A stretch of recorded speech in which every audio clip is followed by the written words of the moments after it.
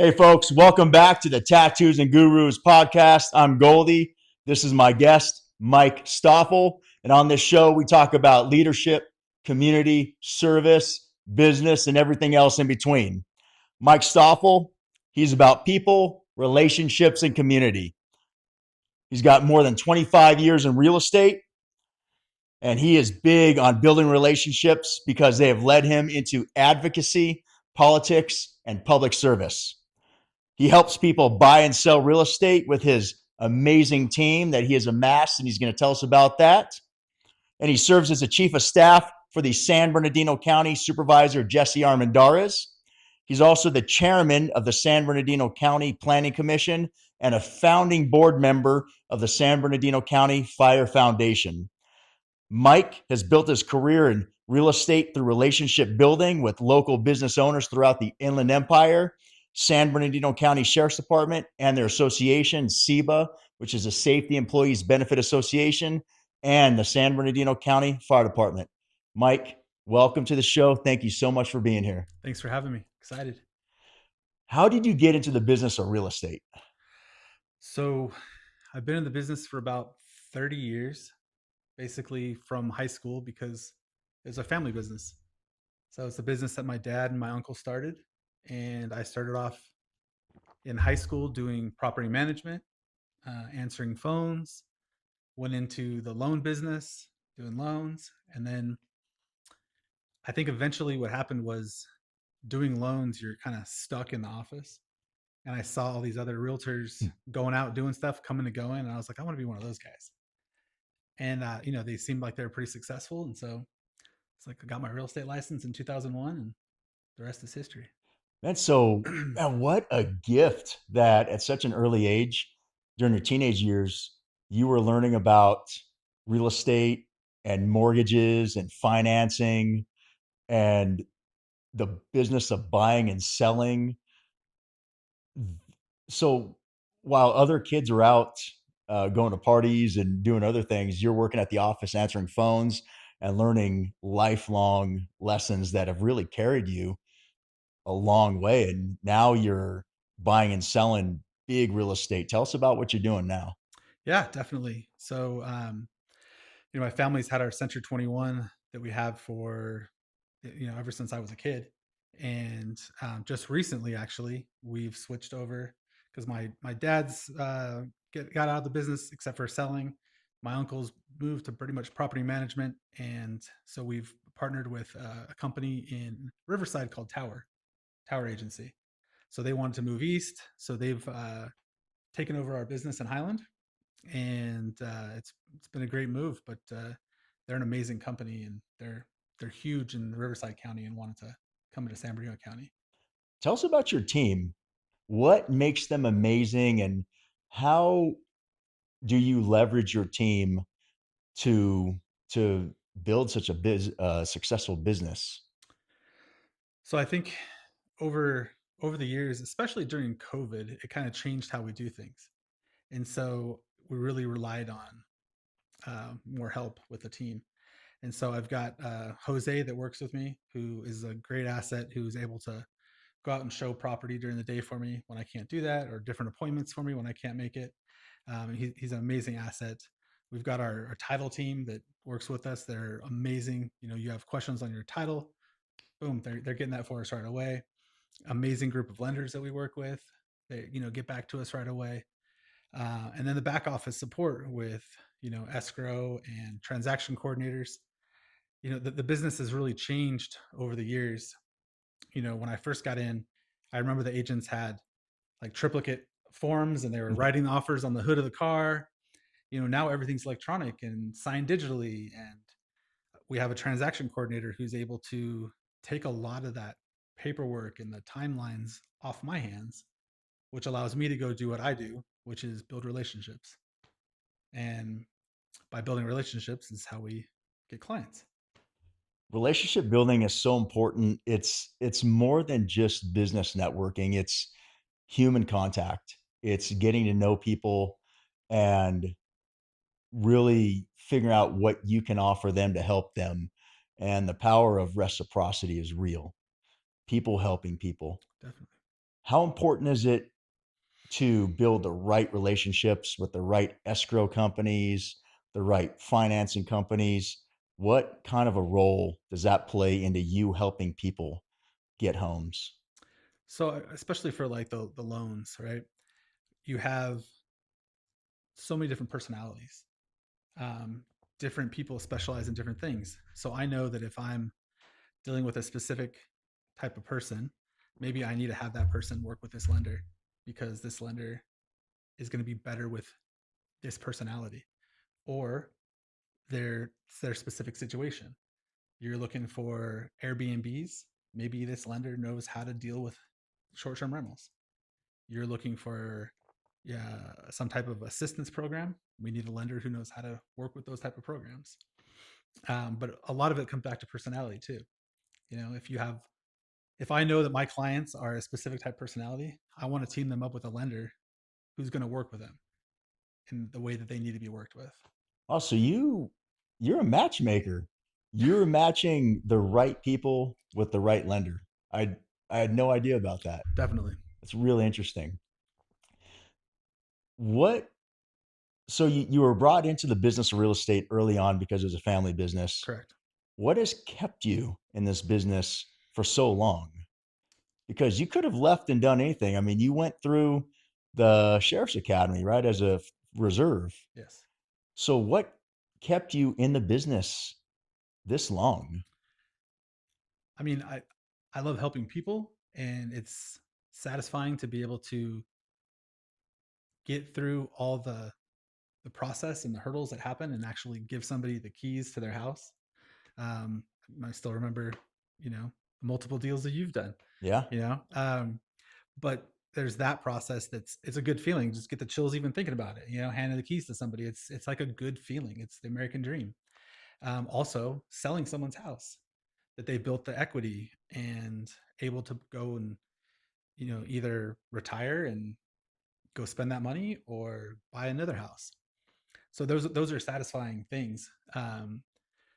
But as far as the actual job, the flexibility.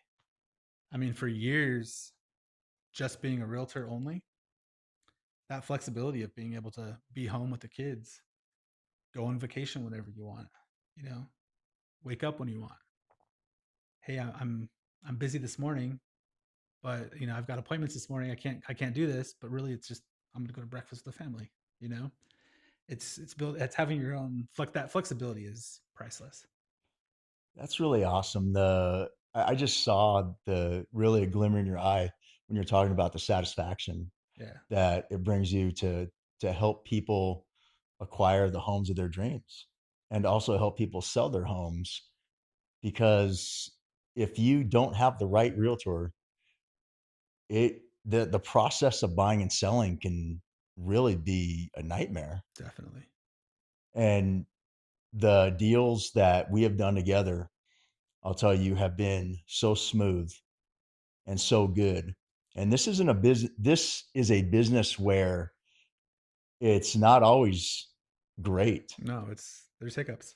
There's a lot of hiccups, and if you don't have the right person in your corner, then it's an uneasy feeling. It can really lead anyone to be nervous, frustrated, because the enemy is the unknown. Yeah, But if you have the right person, then it really helps to set your heart at ease.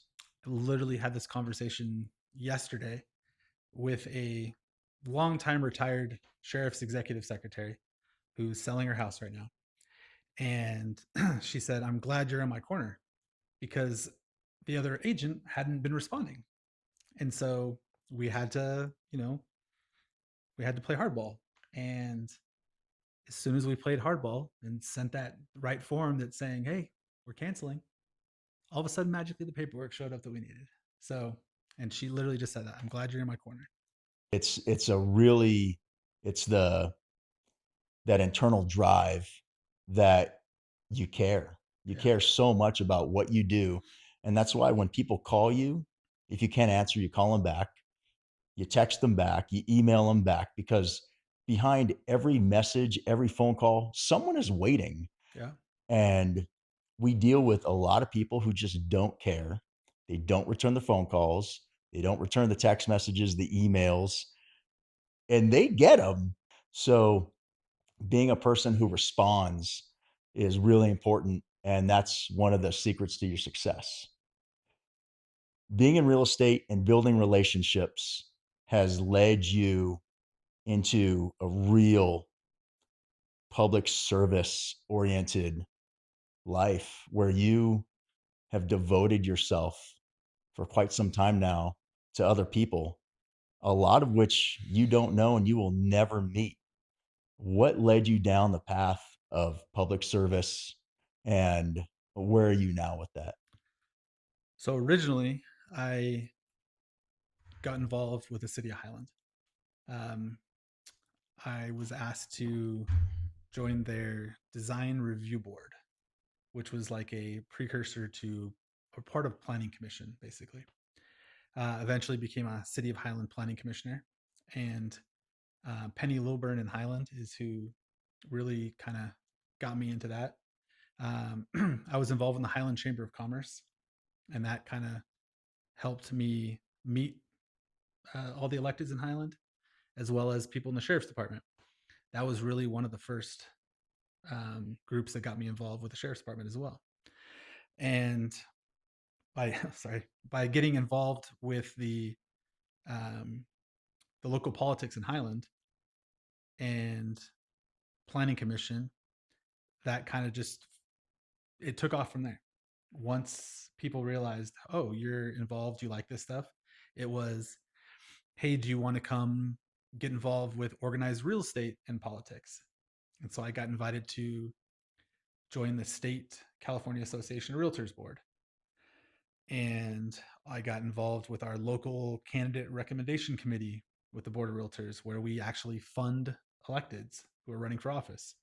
We take our PAC money and we help give money to electeds um, who are fighting for private property rights and who are friendly to the real estate industry.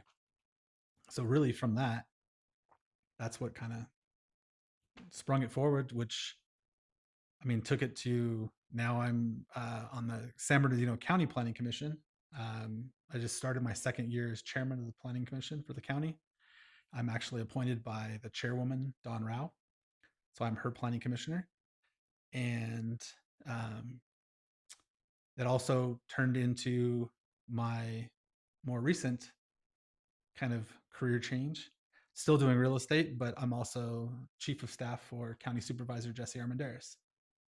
And so all of that, though, is all from really starting at the Highland Chamber of Commerce and moving into the Planning Commission in Highland and just moving on.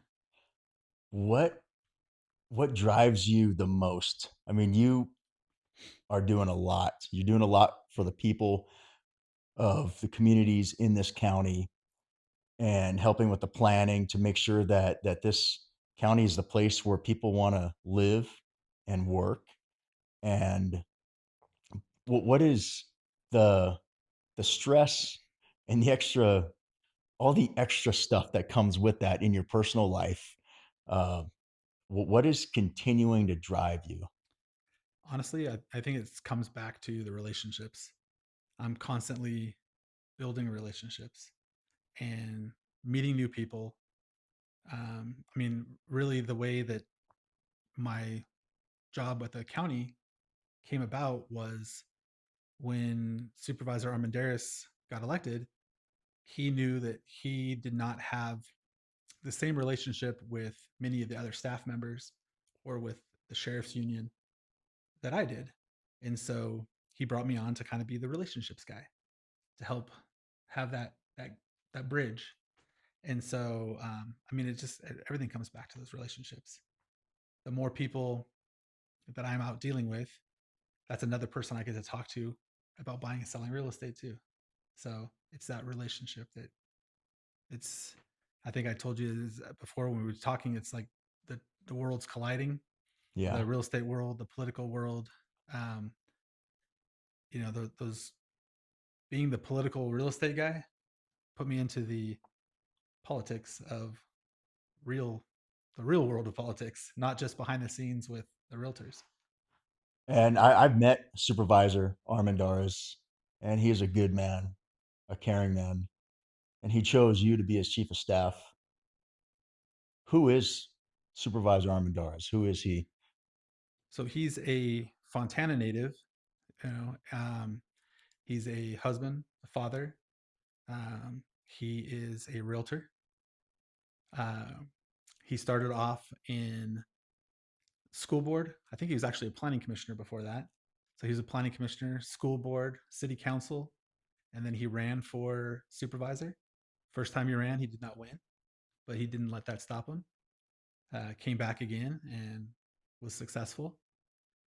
He is a first and foremost. I think he talks about it a lot, but he is really into public safety, mental health, and helping like the infrastructure.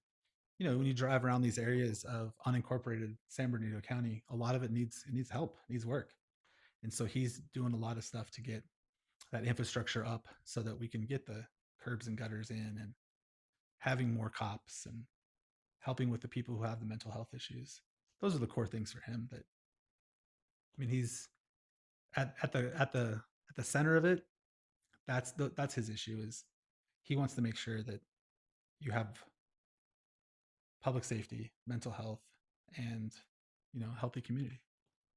And we need so much more of that. You mentioned the details. I mean, public safety, absolutely. This country is so great because of our law and order and the public safety helping to maintain that quality of life.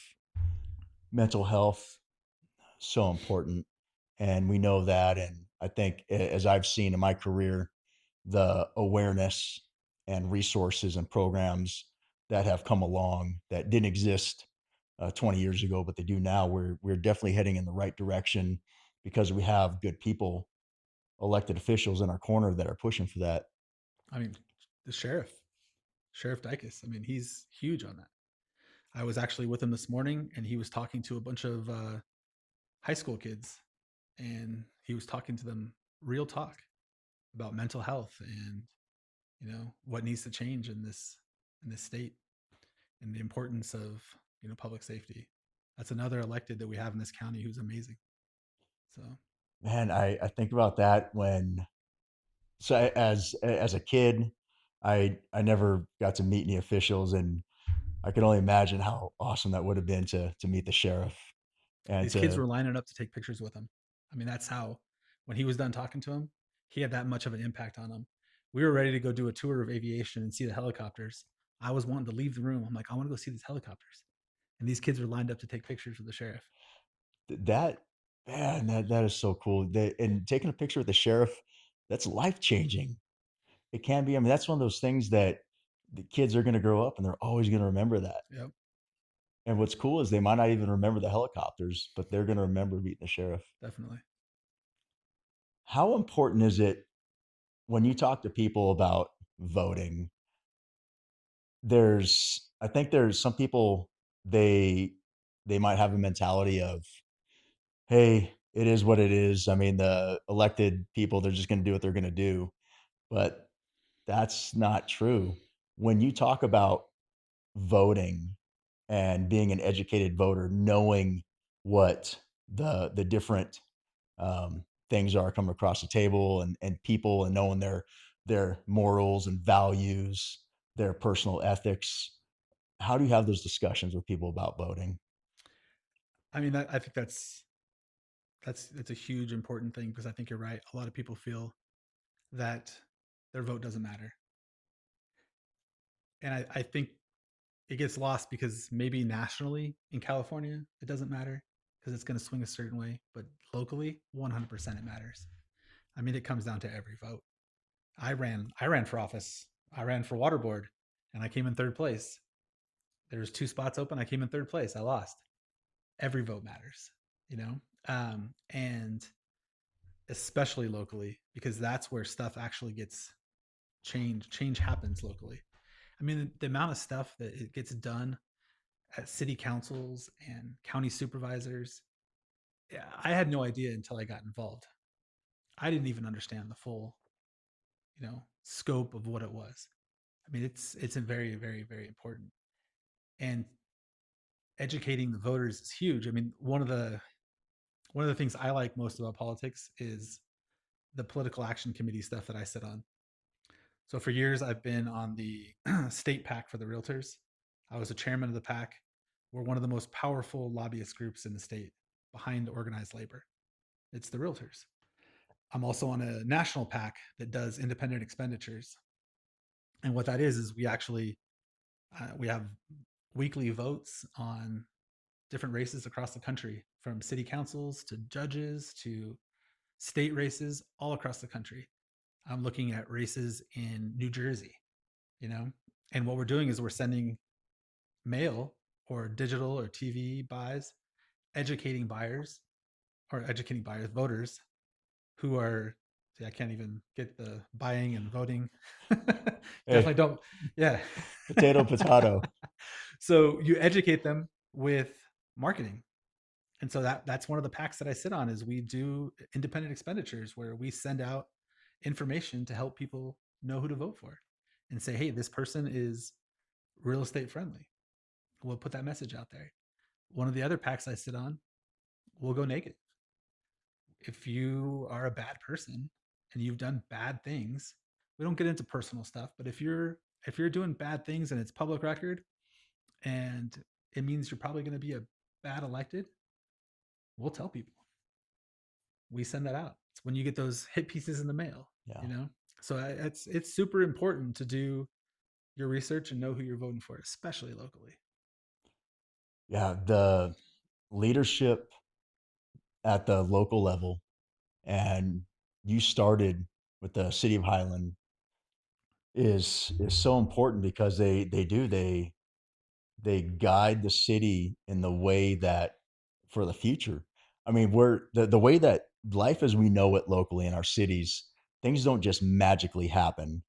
Everything is very well planned and discussed, and some developments take Definitely. years to come to fruition. You have land entitlements that have to be done, and processes that have to go through to make sure that the sewage is right, the water is right, the way that the traffic control is right.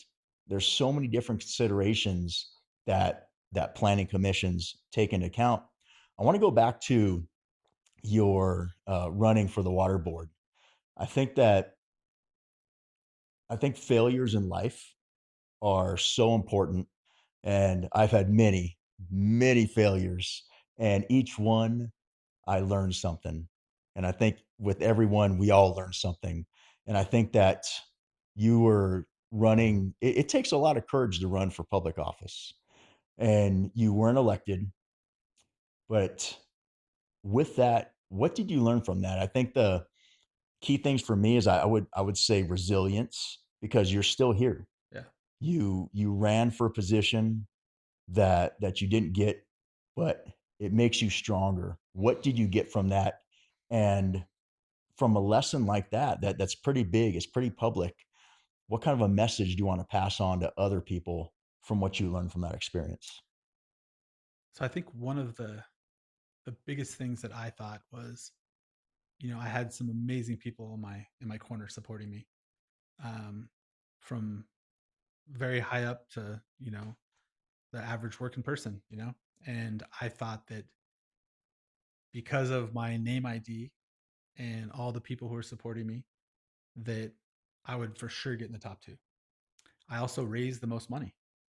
And so I think one of the big things was, just because you raise the most money and you spend the money to get the message out there, that still nobody knows what a water board member is, right?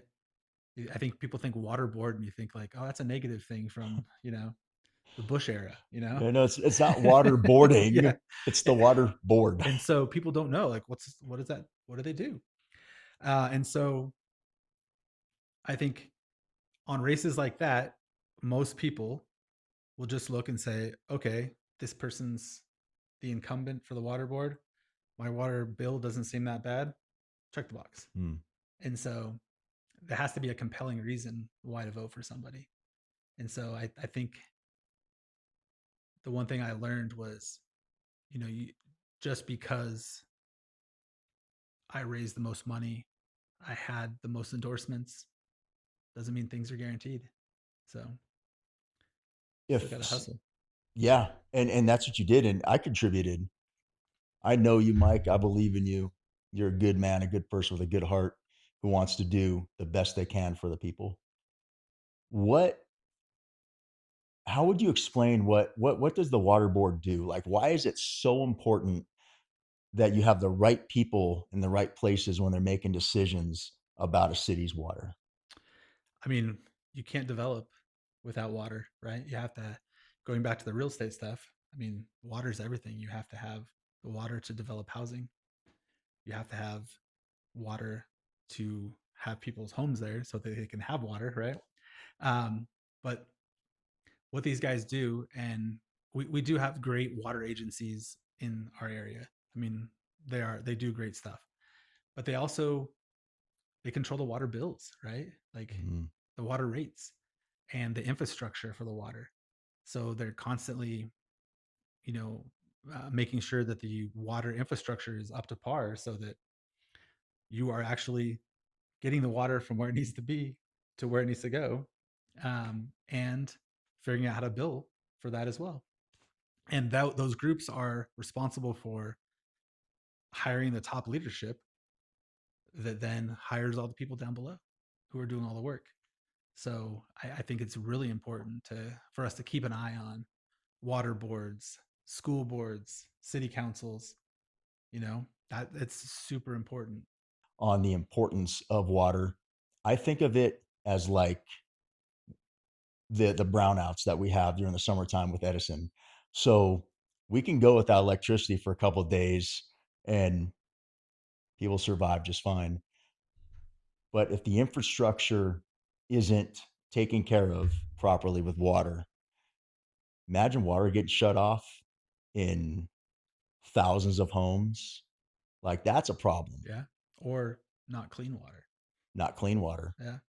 And so having the right people in the right places is so important.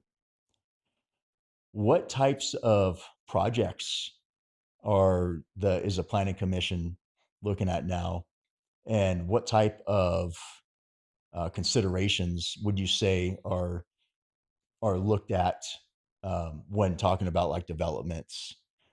Uh, Animals are sometimes a big topic, and people can't understand like, hey, why can't a development go in because there's a mouse, or why can't a development go in because of certain trees? I mean, what are you guys working on now that you're able to talk about, and what are some of the considerations that are brought up during those conversations? So the crazy thing that's different about the county planning commission versus the city was when at the city it was a housing track, right? It was a gas station. When I was in Highland, we did the In and Out, which now I look back and the drive-through is a mess there. Every in and out the drive through is a mess. But at the city, that's basically what it was. At the county, it's everything from, I mean, just Thursday I had a planning commission that was 6 hours long, and we had a dry camp site out in like the Joshua Tree area that came before us. That some guys wanted to start a camping project where it was like 12 campsites with like portable toilets. There was um, no real services. It was just little like campsites, all the way to mining operations up in the high desert. I didn't know that San Bernardino County had as many mines as we do. I mean, tons of mines. Yeah. And so we're doing a lot of the mine stuff. And what's important is the reclamation of the mines when it's all done, and getting everything back to how it's was before as best as possible. Down to gas stations. I mean, we had a gas station a couple weeks ago that was contentious. This week we had um, a residential care facility that was like a rehab home, and we had like 30 23 speakers come out in the chambers, all speaking against it. Really? Yep. People are passionate about having a possible rehab home in the smack dab middle of their neighborhood. In California, by right, they could have a house with six beds, no problem. They could get approved. They wanted 18 beds in this neighborhood.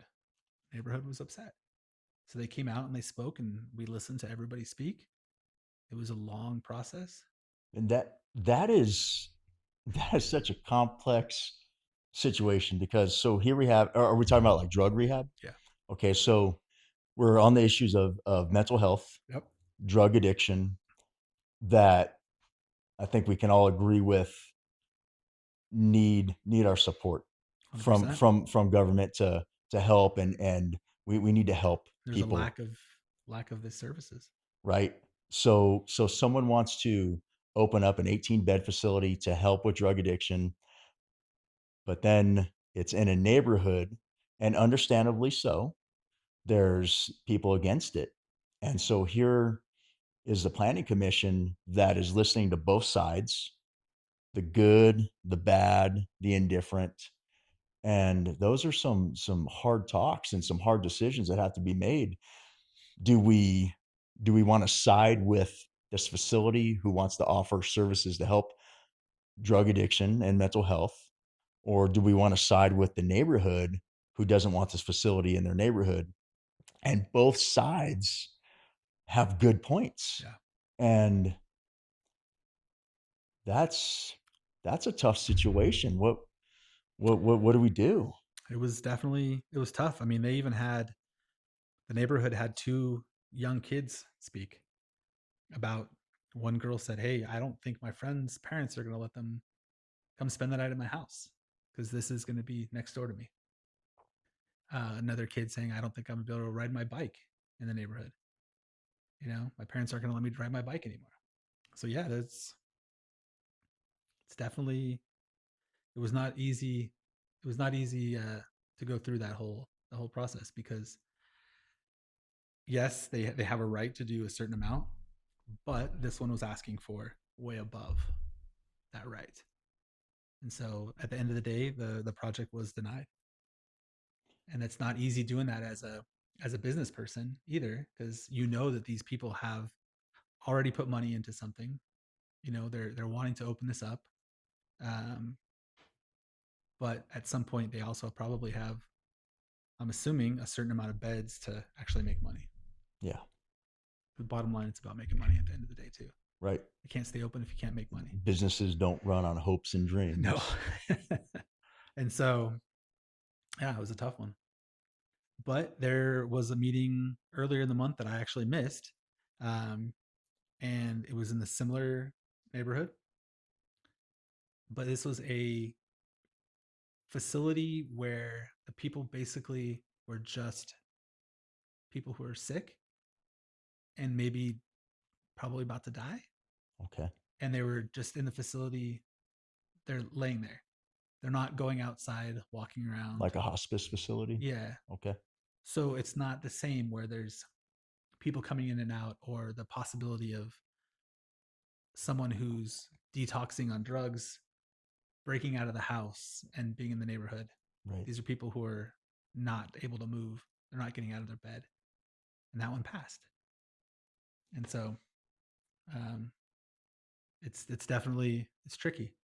So It's a lot of very careful listening and decision making. definitely. Networking and business is huge. I noticed recently that you posted a house representing a seller in Newport Beach, a waterfront 3 apartment build. How did you get connected with that? So it's actually my dad's listing. Um, and he was there today doing an open house and he's doing one tomorrow. And it's a family friend of his it's their family's property and it's been in their family forever. And yeah, it's an amazing property on the beach in Newport, like right on the sand. And it's like 6,600,000 or something like that. And he's actually got multiple offers in on it. So Yeah, that's the it's photos amazing. were beautiful, Yeah, that's it's wild to, $6 million, and it's basically a fixer upper. but it's on the water, has a view of the Definitely. ocean. Yeah. And when you're dealing with multi-million dollar properties versus, I'm going to say, normal people properties were 500, 600,000. What is the difference in sales tactics, I mean, honestly, or is a property it's property? it's all the same, man. It's all the same. Sometimes the people you're dealing with might be a little different, where on this property you may have like some hedge fund type guys who are coming in to buy the property. So there's going to be more, of that mindset of like, the do the dollars make sense on this, or looking at it that way. Do I have to tear the place down, or how do I rebuild it to make it most effective? So yeah, it's going to be a little different on that. But dealing with the sellers who are on this one, it's multiple sellers, trusts, but it's an emotional connection to a family beach house that they've had for years. So even this $6 million thing comes back down to emotions. And this was a place that they probably took their kids or their grandkids, and there's memories, and it gets down to that a lot too. It doesn't matter if it's $100,000 condo or a $6 million beach house. It's, at the end of the day, it's, if it's not a business selling it for, you know just purely profit type of a deal, there's emotions involved. And that's one of the biggest different things between commercial real estate and commercial realtors and us, residential guys, is we deal with people's emotions, and dealing with that, moving out of a house that you've lived in for 30 years and had all these memories with your kids, and that's tough for a lot of people. Yeah, So it's not just four walls and a roof. yeah. These are places where people have spent their lives, majority of their lives, maybe multiple generations in a house, and they want to sell it, they want to move on somewhere else, but that emotional attachment can be so strong. Definitely. How are you and your business utilizing AI in real estate now? So I mean, I use it for a lot of stuff, for helping structure emails, making sure that my spelling is right, um, making things sound nicer. If I'm writing a message to a seller and I need to have it worded a certain way, down to the description for the MLS, like, you know, putting in pictures, you can upload pictures and you can give it all the information you want and say, help me write a description. Um, it's still garbage in, garbage out. You got to give it the right information, right? But it's been super helpful for that. Um, you could even use it for helping on comps when you're running comps on a house. We still do our comps the normal way. I still have to go and look at a house and see inside and know that, okay, well, your house has all these upgrades inside and it's got an amazing view. AI doesn't can't see that, just like Zillow can't see that, or Redfin, or any of those other um, sites where you can go on. There's many sites you can go on. They can't see those things. A human has to go in there and actually see, right?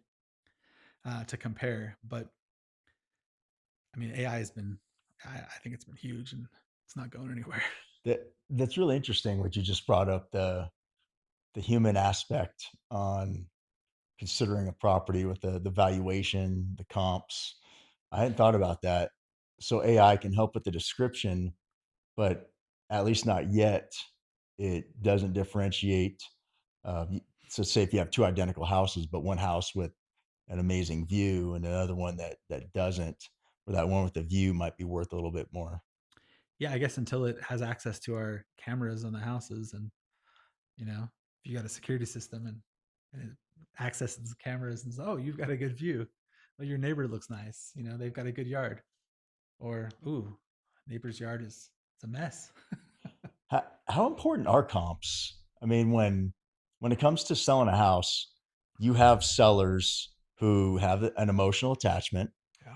and they believe their house is worth X amount, and you come in and you help with the valuation, a comp, what is sold for how much around the neighborhood. How often are you faced with very determined sellers that they are stuck on a set value that they want to sell their house at and it doesn't sell? Often. I mean, that happens a lot. Um, Ultimately, a house is worth what someone's willing to pay for it, right? Even if the comps say one thing, it's what someone's willing to pay for it at that time. So during COVID, people were willing to pay $100,000 more for a house. Right now that's not the case. People are looking and saying, okay, house next door sold for 500. Why is your house worth 550? You know, you got to justify it. So I think it's super important, and pricing strategies are important so that you're not chasing the market and constantly having to reduce your price to, you know, new house down the street just listed for $20,000 less. Now we got to drop our price. So pricing strategies are huge. Huge. So with the market we're in today, and right now we're in the month of April 2026, and markets are always changing. Sometimes they can be expected changes and sometimes not as expected. What excites you for what you know about the near future? So I'm talking 2027, 2028. What are you looking forward to in the business of real estate that you think is going to be good for the buyers and the sellers? That's a great question. Um, I think ultimately for the Inland Empire where we live is this is still a growing area. It's still an affordable area, compared to Los Angeles County, Orange County. San Bernardino County is still affordable. And so we also still have land. We have room to grow for new communities to be built. Um, there's new homes being built soon in Rancho Cucamonga, in an amazing area up on the foothills. They're going to be great. Um, I think ultimately it's going to come down to the future. I mean, anytime is supply and demand and what the interest rates are. Right now the interest rates are hovering around 6, which is still a good interest rate. It's just not what it was when people were getting 3. People, a lot of people are stuck on the COVID Yeah. 2%, 3%. That, I mean, probably not ever going to see that again. Yeah. But I mean, no one has a crystal ball. We might, but probably not. How do you help people come into an area of reality when they are stuck in the idea that they want lower, they want to go, I'm going to wait till the interest rates go back to 2%. I mean, some people are waiting for that. It's I'm waiting for a long time. But ultimately, when I'm having conversations with people, if it makes financial sense for them to be able to buy, if they can afford it, and they're not hurting their bank account where they're not going to be able to go out to dinner, they're not going to be able to go on vacations, and you can afford to do it, then it makes sense. But I've also talked to a seller recently where I was like, yeah, you can sell your house right now and you can make this much money, but the house that you want to go buy, what you're wanting to get, it doesn't make sense. It just, you can't, this exact person couldn't upgrade to what they wanted and not have to be stuck at home and never eat out, never go on vacation. So it just didn't make sense. So I had to have that conversation with them like, hey, maybe you just got to sit tight, you know, fix up the house here. That's the other thing that a lot of people are doing also is with the ADU laws in California, Oh, yes. Let's get into you that. can you can add on to your house. Maybe turn your garage into a living space, add an ADU in the back. You can make it bigger now, and that might be a better affordable option than buying a new house. So there's three types of ADUs. You have a detached ADU that's standalone. You have an ADU that is attached to the house, and then you have an ADU that is built inside the existing house. And in California, to help with um, the lack of housing for people, the laws have become very, very lenient for building these ADUs. And when some people think of ADUs, they might think of like maybe a a prefab Connex Right. box, Yeah. which are really nice if you Google those. But really, an ADU can be a structure that's bigger than the house in a backyard that can hold a large structure like that, right? I think there's certain rules on which I was actually looking at that recently because I'm not the expert on the sizes on that. So someone would have to definitely look into each city and or jurisdiction. But yeah, I mean, I've got a buddy who his mom, we sold her house and he moved her into his house and built a unit in the back for his mom to move into. So now his mom can, live there until she's no longer able. And then someday he can move his kid in there or he can turn it into a rental. And I mean, it's great. It's a great option for people. And the cool thing with ADUs is that once they're built, you can sell them individually, There is that option. Yeah. and you don't have to re-permit the property. You can hook up the utilities from an ADU to the existing house. You don't have to have separate hookups. It's a great option for some rental income on your property that you can live in your house, build an ADU in the back. There's also a It, lot of properties that are in older neighborhoods that have the detached garages that are perfect for this stuff. Turn that detached garage into an ADU. It's already there, set up. That building's there. how many investors have you seen an increase with investors that are looking for properties to build ADUs on? Totally. Yeah, they're And looking for those properties that have a larger yard, the room for that, so they can maximize the full 3 units that they can do. Mike, if you can give us in your version of the power of real estate, the power of compounding interest with the way that homes just increase in value, how would you explain that in the simplest terms?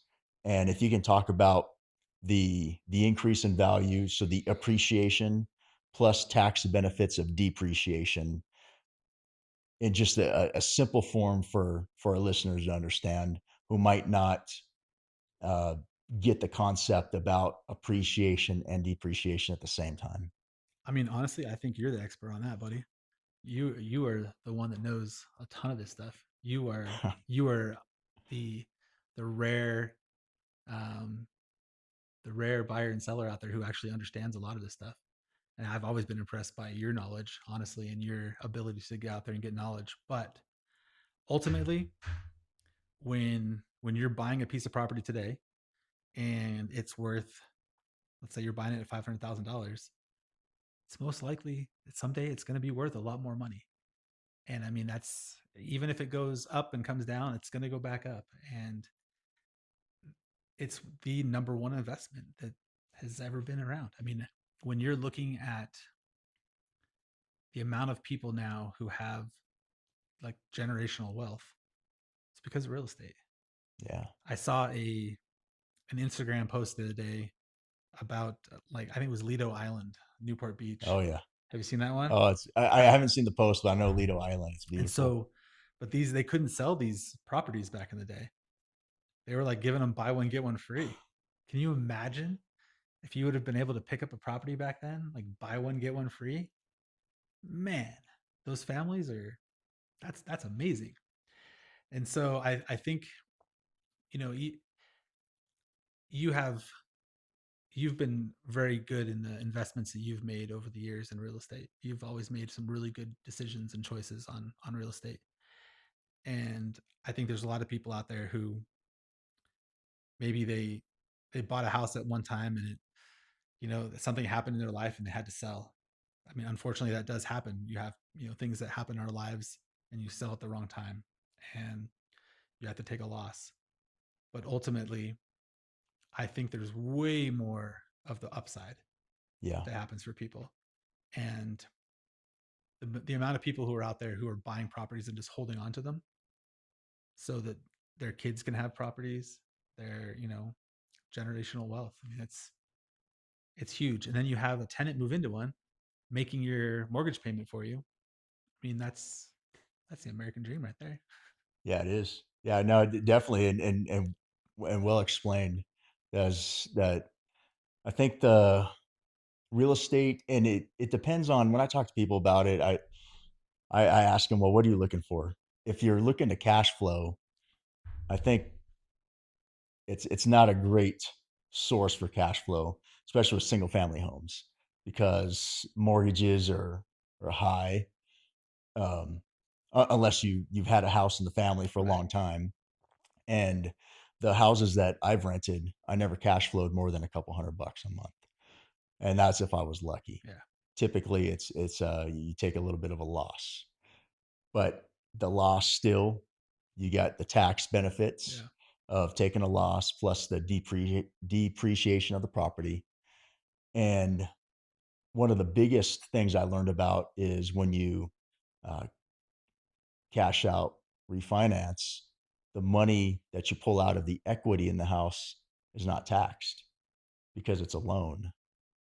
And there's different types of investment things that you can do, a lot of different things you can do to really maximize the value of a property and to keep it and to buy more property and buy more property. And it's just, it's such an incredible tool and resource to learn about. And it continues to change, especially with populations in Yeah. different cities growing and values going up and interest rates.